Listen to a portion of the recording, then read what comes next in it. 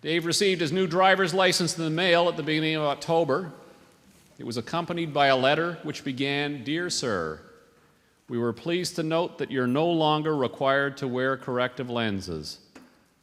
Dave's never worn glasses in his life. Somewhere in the pit of his stomach, he felt a queasy twinkle, like the birth of a star in a galaxy he felt he should be able to name. "Before we can change the category code on your driver's license," the note continued, "we must receive confirmation from an ophthalmologist of this change in your vision." Dave's vision hasn't changed in 20 years. The star in his stomach was burning brightly now. "Ah," thought Dave, "I know the name of this galaxy. It's the galaxy of bureaucratic horror." With a sinking heart, he finished the note. "We have reissued your permit subject to the following conditions." At the bottom of the letter it said, "Driver must wear corrective lenses." Somehow Dave knew this wasn't going to be easy. That was 2 months ago. And Dave still hasn't even made a half-hearted attempt to make a doctor's appointment. Truth be known, he's been too busy these last few weeks to think about his license. This is the busiest time of the year if you work in retail. And although things never get out of hand at Dave's record store, it has been busy enough. Busy enough that last Saturday morning, when Morley reminded Dave that they were going to Ted and Polly Anderson's annual Christmas at home, Dave gave her a look which said, "Please say I can stay home and watch the hockey game." And Morley said, "Don't look at me like that. We have to go." And Dave said, "Okay, but let's go early and get out early." And that's how Dave came to be standing impatiently in his driveway, yelling at his 9-year-old son, Sam, on Friday evening at 5:30, "Just come without your jacket," he said. "You don't need your jacket. The car's warmed up. Just come. Just hurry." They were, as it turns out, the first to arrive. They actually rang the Andersons' bell 10 minutes before they were invited to, which was early enough that Polly Anderson hadn't finished setting things out. "I told you so," said Dave's daughter Stephanie, who's 17. "It's okay," said Dave. "We'll help out." And that's how Dave came to be standing over 2 identical bowls of eggnog, holding an open bottle of rum, helping out. "The Lalique crystal is for the adults," called Polly Anderson from the kitchen. "The glass bowl's for the kids." Dave took a step back and peered at the 2 bowls. Crystal glass or glass crystal? "Which is the Lalique?" he called. And then the doorbell rang, and Polly said, "The Lalique's on the left. Can you get the door?" And Dave said, "Just a second." And then the doorbell rang again, and Dave frowned and said to himself, "Glass left and crystal right, or crystal left and glass right?" And from the dining room, Morley said, "Dave, get the door." And he ran for the door. And Polly said, "Dick, will you take the eggnog downstairs for the kids?"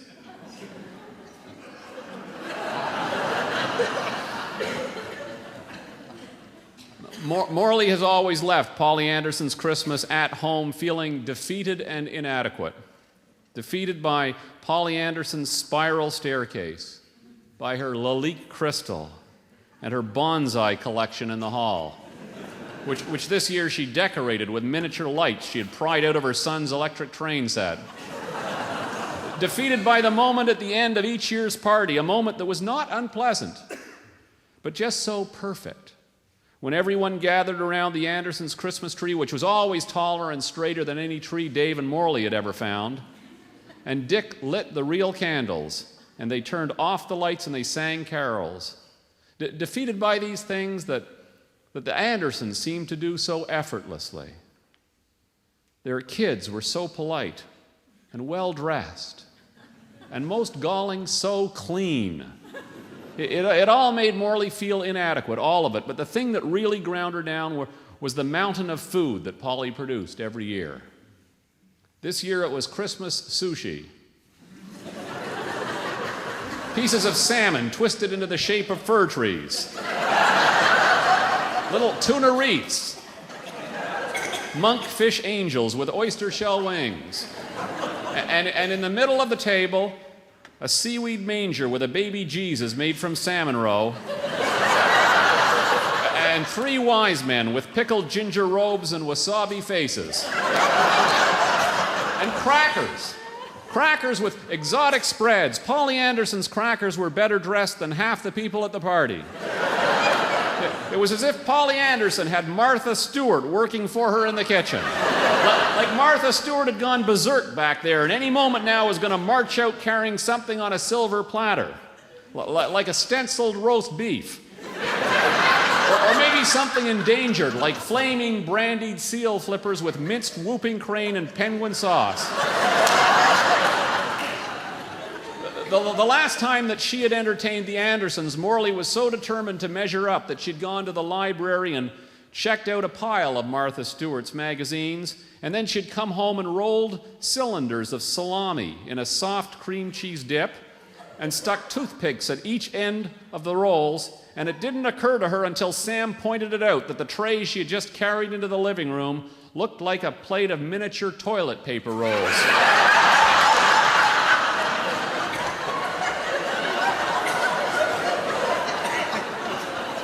She went right back out to retrieve it and saw Polly Anderson looking at the plate quizzically. And then watched Polly Anderson pick up one of her miniature toilet roll hors d'oeuvres and watched her bring it toward her mouth and then watched it slide off the toothpicks halfway there. It landed in her drink. Morley went right back into the kitchen and stayed there until Dave forced her to join them in the living room. As Morley stood in the Andersons' hall last Friday night, staring at Polly Anderson's crackers, she was thinking of the days following her party. For days, she kept coming across little piles of her toilet paper hors d'oeuvres all over her house, under the couch, in the drawer where she kept her checkbook, in the bathroom garbage can, on a windowsill. All of them had one bite missing.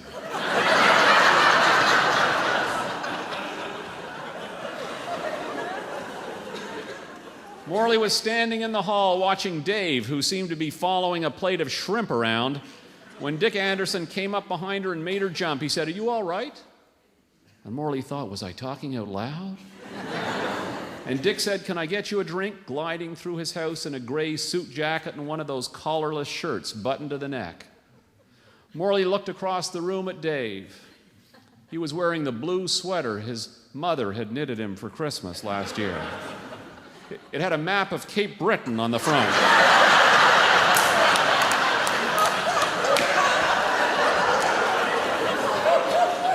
With a large red dot marking his hometown.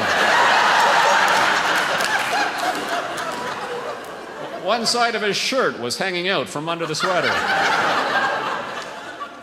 Morley had already had 3 cups of eggnog, but she just couldn't seem to relax.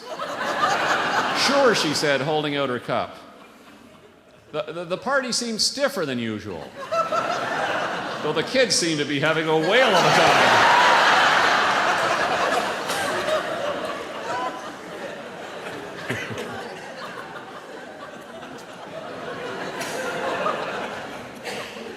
Sam had wound by her a few moments ago with a plate piled with bread and salmon mousse. You'd never eat that at home, thought Morley, not saying it out loud. "This is the mousse," said Sam exuberantly, pointing to the orange spread. "And this," he said, pointing to the gelatin, "is the mousse fat." And he snorted and wheeled back toward the basement where the kids were. And when he opened the basement door, the sounds of children singing Christmas carols came wafting boisterously up the stairs. Dave caught Morley's eye across the crowded living room. He smiled and shrugged, and then he turned and followed Polly Anderson, who was carrying the plate of shrimp, into the library.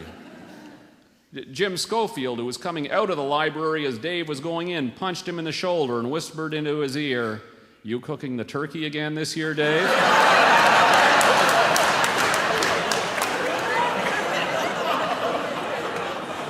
The ghost of Christmas past. Dave abandoned the shrimp and headed back to the punch bowl and poured himself another glass of eggnog, his 5th. He couldn't seem to loosen up. 45 minutes later, Bernie Schellerman lurched by Dave on his way upstairs. Bernie looked like he was being chased by wolves. He was holding his 5-month-old daughter in his arms. The baby was howling. "Every night," said Bernie. "When you try to put her down," said Dave. "She screams for 2 hours," said Bernie. And Dave, who was looking for any excuse to leave the Andersons, said, "Get your coat." Now, Sam, Dave's son Sam, came out of the womb screaming. And every night at bedtime, for the first 2 years of his life, he'd lie in his crib and he'd scream. And Morley and Dave would sit in the kitchen as rigid as a pile of lumber and listen to him and say things to each other like, "We're not going in there. We're not going in there tonight. Sit down. He has to learn. Come back."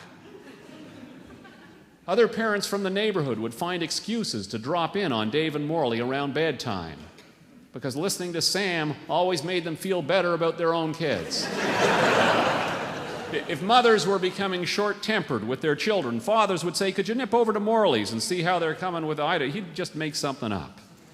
And the wives would go because they know it would do them good. People who didn't have children were horrified the way Dave and Morley could offer them coffee and carry on a conversation as if nothing were happening. They'd keep glancing toward the stairs and look at each other, and then when they left, they'd say things like, "That was unbelievable. Our children will never do that." And on the rare nights when Sam stopped crying in, say, under an hour, Dave and Morley would look at each other nervously, and someone would say, "Maybe I should go and check him." And of course, Sam was usually faking. And as soon as they opened the bedroom door, he'd start crying again. Once Dave crawled into Sam's room on his belly and pulled himself up the side of the crib like a snake, only to come face to face with his kid. And then Dave slid back down the bed again. And Sam smiled and waved. And waited until Dave had made it halfway across the room before he started to cry. They lived like this for a long time before Dave discovered the car. He took Sam with him to the grocery store one night. And Sam drifted off to sleep in his car, just like that. Dave came back and said, "I'm going to try that again." And he did the next night. And it worked again. So every night, Dave loaded Sam into the car and he drove him around the neighborhood until he fell asleep. He had to drive less and less each night. Soon Sam was falling asleep within a block of the house, and then one night he nodded off before Dave got out of the driveway. And it actually got to the point where Dave could put Sam in the back seat, start the car, and just idle it in the driveway for a while. And goodnight Sam would be gone in 5 minutes. Sometimes it helped if he revved the engine. It was something about the sound of the motor. And then one night, instead of putting him in the car, Dave put Sam in his crib and he said to Morley, "Watch this." And he got the vacuum cleaner out. And he carried it into Sam's bedroom and he turned it on and he left the room and shut Sam's door behind him. And 5 minutes later, when they opened his door, Sam was out cold. By the time he was 14 months, they could put him to sleep by waving the hairdryer over him a couple of times.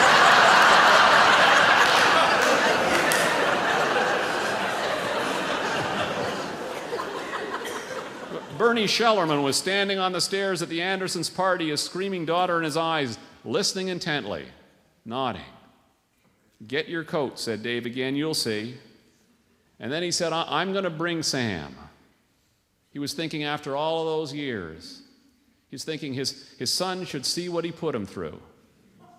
Dave went down to the basement. All the kids, there were about 20 of them, all the kids were at the other end of the rec room, pressed around the Andersons' upright piano, all of them, including Sam, who, to Dave's astonishment, had his arms draped frat house-like around the shoulders of a girl Dave had never seen before. Dave couldn't see who was at the keyboard, but he recognized the tune. It was the North Atlantic Squadron. "Away, away with fife and drum, here we come, full of rum, looking for women dead." Suddenly, someone noticed Dave, and the piano stopped, and Sam said, "Hi, Pops!" And he jumped towards his father and caught his foot on the edge of the piano stool and came down hard on middle C with his face leading. And all the kids applauded, and Sam bowed, blood dripping from his nose, and said, "Our family motto is, there are sewers aplenty yet to dig."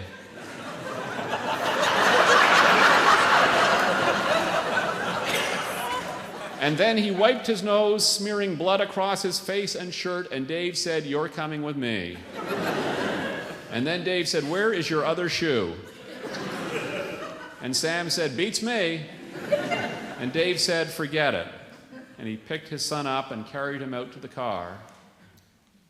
And it only took 20 minutes before the Shellerman baby was snoozing comfortably.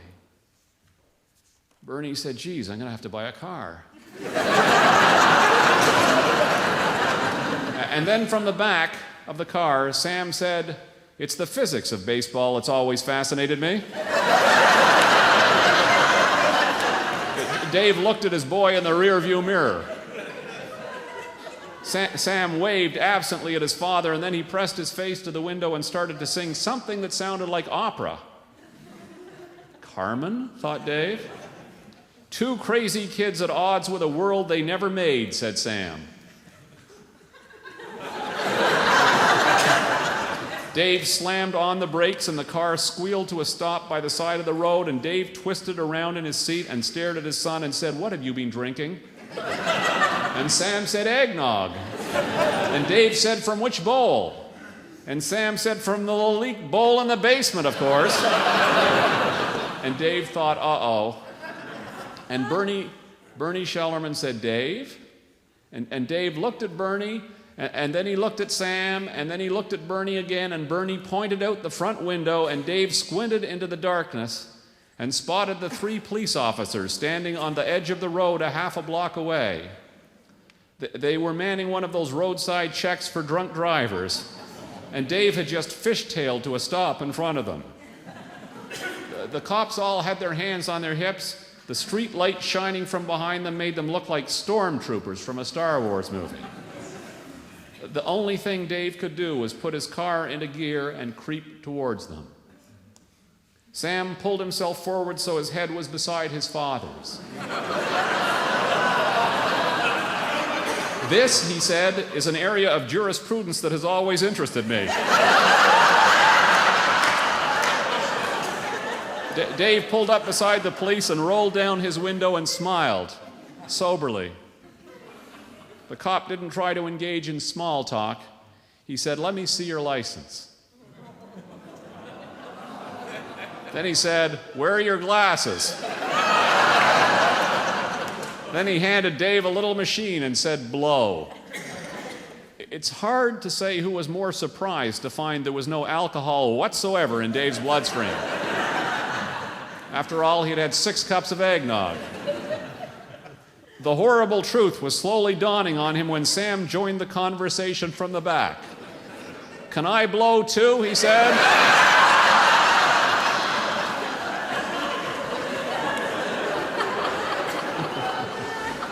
And Dave said, "Maybe that's not a good idea."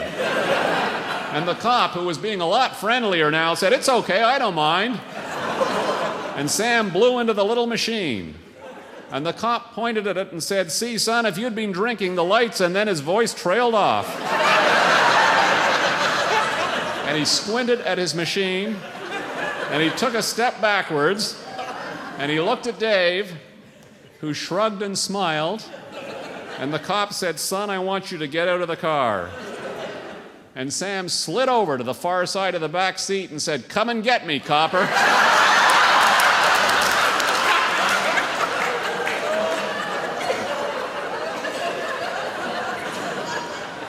And then he threw up.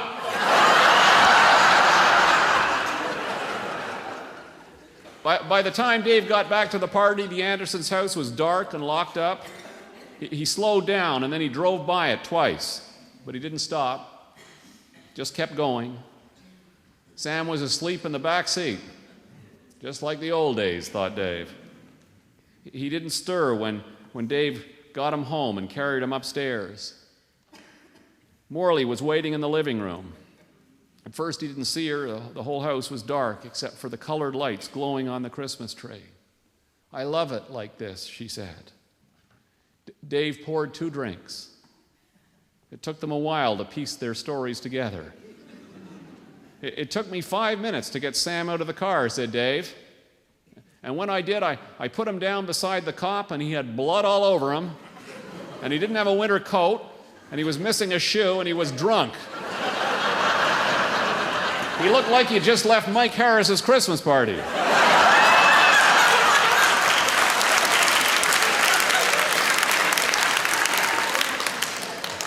Cheap shot. Sam and Stephanie were upstairs, safe in bed.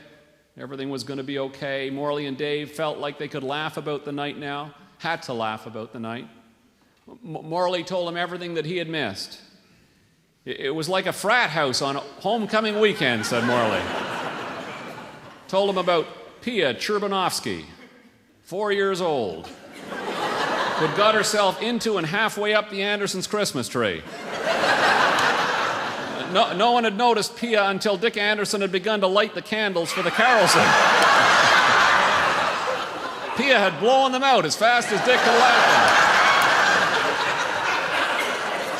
At one point, said Morley, there were 10 adults around the tree trying to coax her down with candy. Then she told him about the McCormick baby. He was missing for half an hour.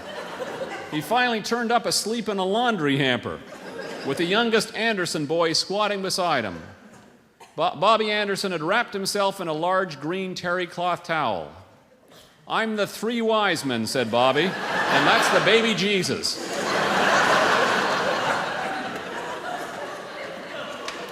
Sam was never able to tell Dave the name of the girl he had his arms around in the basement. No one seemed to know who she was. "She was in a red dress," said Dave. "When I left," said Morley, "there was a girl in a red dress standing at the top of the Anderson spiral staircase singing 'Don't Cry for Me, Argentina' at the top of her lungs. The only child who wasn't sick, singing, or passed out was their daughter, Stephanie. I told her I was proud of her," said Morley. It wasn't until much later that the truth of that dawned on Dave. Stephanie was the only kid drinking from the adult bowl.